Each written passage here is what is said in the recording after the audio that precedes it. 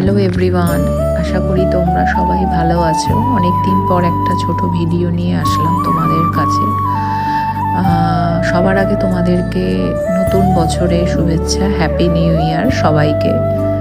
দেখো, আমরা গত বছর মানে 22শে ডিসেম্বর উজ্জয়ন গেছিলাম মহাকালেশ্বর মন্দিরে।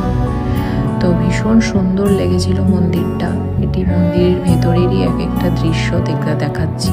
ভীষণ সুন্দর। আমরা খুব ভালো করে মন্দিরে পুজো দিয়েছিলাম মহাকালেশ্বরে। মহাকালের কথা সবাই আমরা জানি।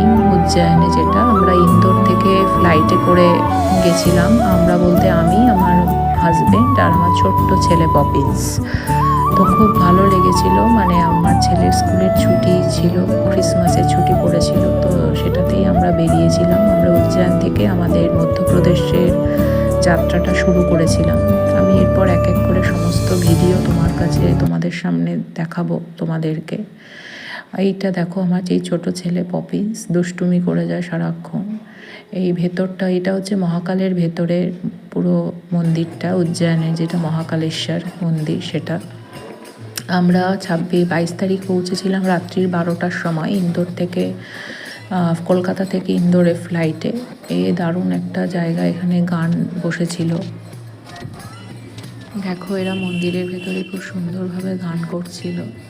খুব ভালো লেগেছে জায়গাটা, ভীষণই সুন্দর। মহাকালের মন্দির কিছু তো আছে অবশ্যই, মন্দিরের কিছু মাহাত্ম্য রয়েছে মহাকালের। অবশ্যই মহাকাল যদি আবার ডাকে আবার নিশ্চয়ই যাব। বলে তো মহাকাল না চাইলে মহাকালের কাছে যাওয়া যায় না।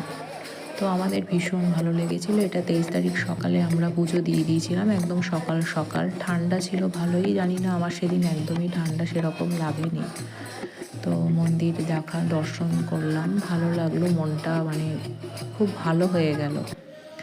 এই দেখো, আমি আমার হাজবেন্ড, পুজো তখন দেওয়া হয়ে গেছে আমাদের। তো পরবর্তী ভিডিও আবার তোমাদের কাছে আসবো, পুরো এমপি শহরটাকে দেখাবো।